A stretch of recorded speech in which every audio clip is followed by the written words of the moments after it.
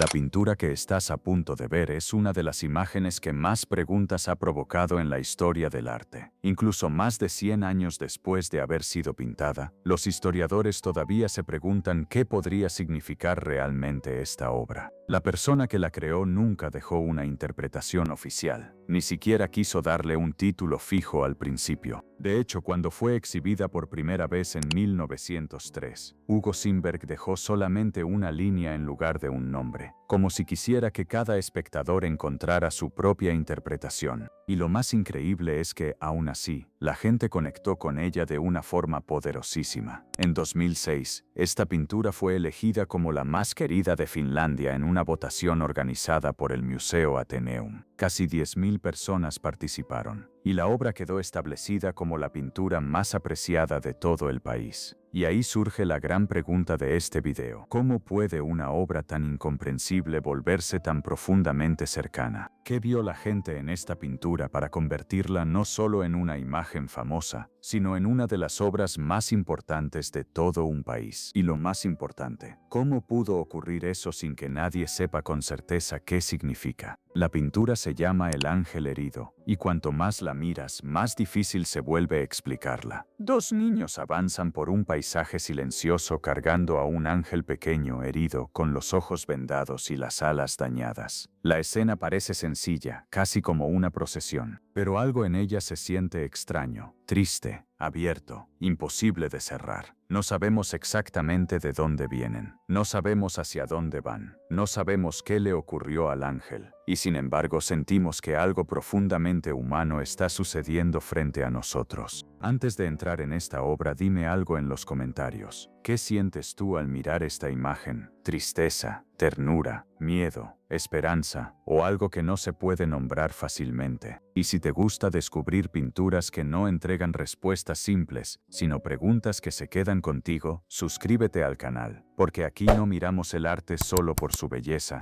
sino por la manera en que algunas imágenes parecen hablar directamente con algo que llevamos dentro. Y lo más fascinante es que esta pintura quizá es tan querida precisamente porque nadie ha logrado explicarla por completo. Para entender esta pintura, primero necesitamos entender a Hugo Simberg. Simberg fue un pintor finlandés asociado con el simbolismo del siglo XIX, un movimiento artístico del que hemos hablado muchas veces en este canal, pero que podemos resumir de una manera sencilla. El simbolismo no intenta representar la realidad tal como se ve, sino tal como se siente. En lugar de mostrar acontecimientos concretos, los artistas simbolistas trabajaban con imágenes abiertas, ambiguas, cargadas de emociones, ideas o estados del alma. No querían necesariamente contar una historia clara. Querían provocar una sensación. Querían que la imagen funcionara casi como un sueño, como una visión, como algo que se entiende antes con el corazón que con la lógica. En las obras de Simberg aparecen figuras que reconocemos: niños, ángeles, esqueletos, incluso la muerte, pero casi siempre colocadas en situaciones que rompen lo esperado. Un ejemplo claro es su pintura El Jardín de la Muerte, de 1896, donde unos esqueletos aparecen regando plantas en un jardín y abrazando flores, como si estuvieran cuidando la fragilidad de la vida de una manera completamente cotidiana. Es una imagen profundamente inquietante, porque junta dos cosas que normalmente pensamos como opuestas: la muerte y el cuidado, y eso nos ayuda a entender a Simberg. Él no pintaba símbolos para que fueran resueltos como acertijos simples. Pintaba imágenes que podían sostener contradicciones: lo tierno y lo macabro, lo infantil y lo espiritual, lo frágil y lo oscuro, lo cotidiano y lo inexplicable. Pero para comprender realmente El Ángel Herido, hay un punto clave que cambia por completo la manera en que miramos la imagen. En 1902, Hugo Simberg estuvo gravemente enfermo. Las fuentes no coinciden en un diagnóstico exacto, pero se sabe que sufrió lo que en la época se describía como una enfermedad nerviosa. Ese término podía referirse a un colapso físico y mental provocado por agotamiento extremo, ansiedad,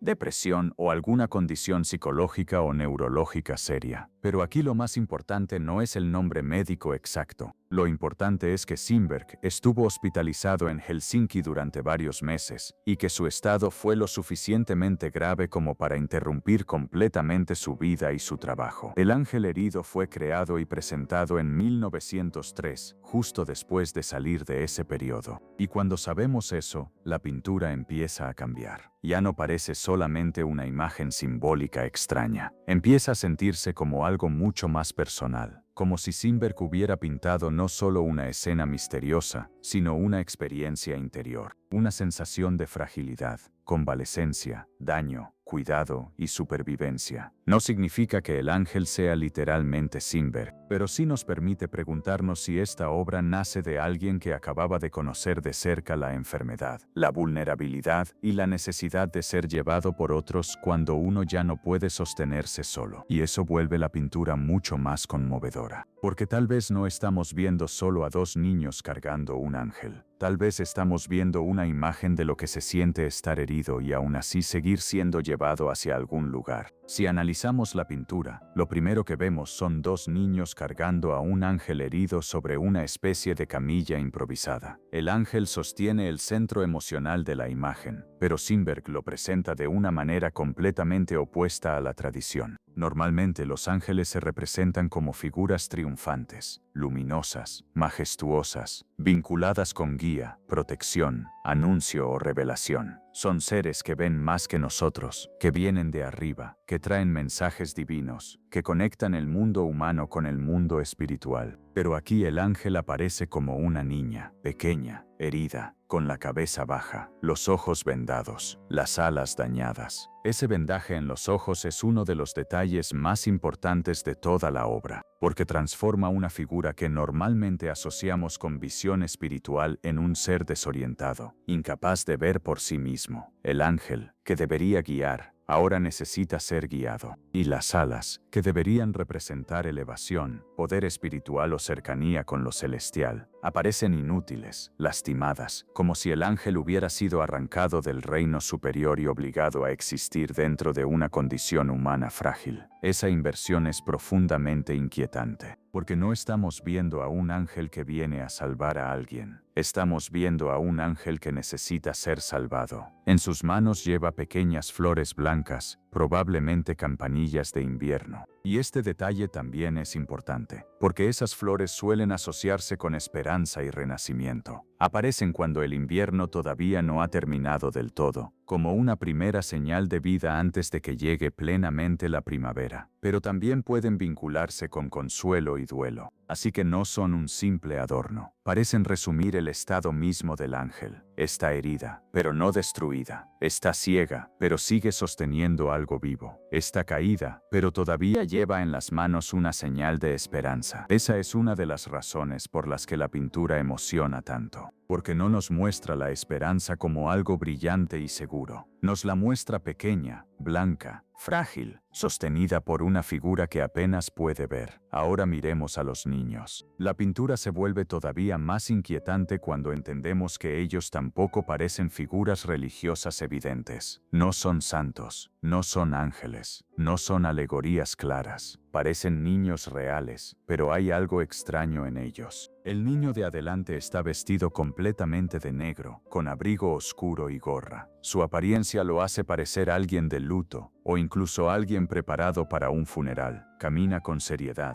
concentrado en llevar el peso de la camilla. El niño de atrás, en cambio, no viste completamente de negro, pero su expresión lo separa de todo lo demás, porque no mira al ángel, no mira el camino, nos mira directamente a nosotros. Esa mirada directa rompe el aislamiento de la escena y nos obliga a entrar en ella. Dejamos de ser simples espectadores. Ya no estamos cómodamente fuera del misterio. El niño nos incluye, nos descubre, nos hace sentir que hemos sido vistos mientras mirábamos, y eso cambia por completo la experiencia. La escena ya no pertenece solo al mundo de la pintura. Empieza a dirigirse a nosotros, como si Simberg, a través de ese niño, no nos permitiera contemplar el dolor desde una distancia segura. Si esta imagen ya te está tocando de una forma extraña, suscríbete al canal, porque las grandes obras simbolistas no siempre explican su misterio, a veces nos hacen parte de él. Y dime en los comentarios qué te inquieta más, el ángel con los ojos vendados o la mirada del niño que parece descubrirnos mirando. Pero el fondo de esta pintura también importa, porque no es un paisaje inventado, es un lugar real. El paisaje del fondo es el Eintarja, la gran zona de parque que rodea la bahía de Tuolonlahti en Helsinki. En tiempos de Simberg, este era un lugar para caminar, pero también estaba rodeado de instituciones médicas y de caridad.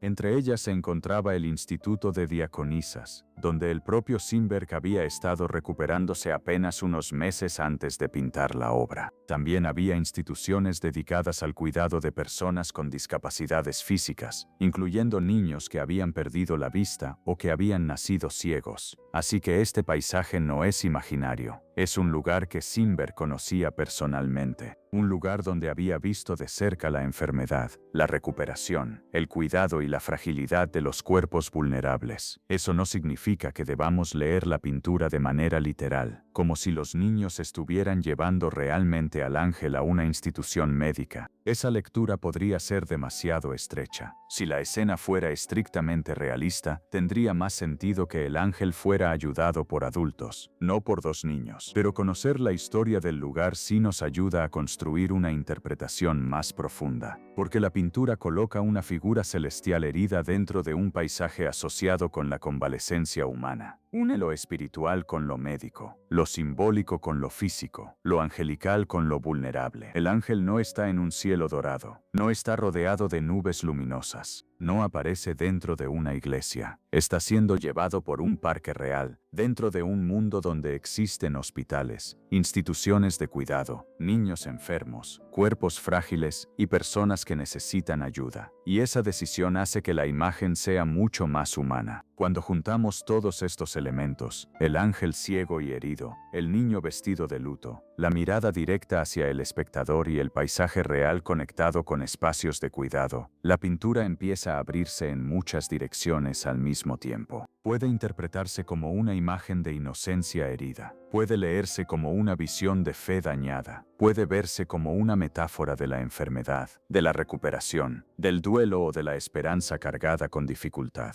Incluso, a la luz de la enfermedad de Simberg, puede entenderse como una especie de autorretrato indirecto, no porque él pinte su rostro, sino porque pinta una condición interior, la sensación de haber sido herido, vendado, llevado, acompañado. Y sin embargo, ninguna de estas interpretaciones agota la obra. Esa es la clave. La verdad es que no sabemos con certeza qué significa, y quizá nunca lo sepamos por completo. Pero eso no impidió que se convirtiera en la pintura más querida de Finlandia. Al contrario, tal vez esa falta de explicación es exactamente lo que permitió que tantas personas se reconocieran en ella. Como mencioné al principio, en 2006 el ángel herido fue elegido por voto popular como la pintura más querida de Finlandia, dentro de la campaña Maamme Taulu organizada por el Museo Atheneum. Casi 10.000 personas participaron en esa votación, y la pintura de Simberg obtuvo el primer lugar. Y aún así la contradicción permanece. Es una de las obras más amadas de Finlandia, pero todavía no tiene una interpretación definitiva. De hecho, una de las razones por las que ha perdurado con tanta fuerza en la imaginación colectiva es precisamente que su significado nunca se ha cerrado por completo. El propio Atheneum ha subrayado esta idea, recordando que cuando Simberg exhibió la obra por primera vez, no quiso imponerle un título fijo, sino dejar una línea como si sugiriera que no existía una sola lectura correcta. El museo lo expresa de una manera muy clara. Hay tantas interpretaciones como espectadores. Eso significa que la ambigüedad no es un problema que debamos resolver. Es una parte esencial de cómo funciona la pintura. Por eso, cuando críticos e historiadores hablan de esta obra, rara vez la tratan como un rompecabezas con una única respuesta. Más bien la describen como una imagen simbólica, abierta, capaz de absorber interpretaciones distintas sin agotarse en ninguna de ellas. Una persona puede ver en ella una alegoría de la inocencia herida. Otra puede verla como una imagen de fe dañada. Otra puede sentir que habla de la enfermedad,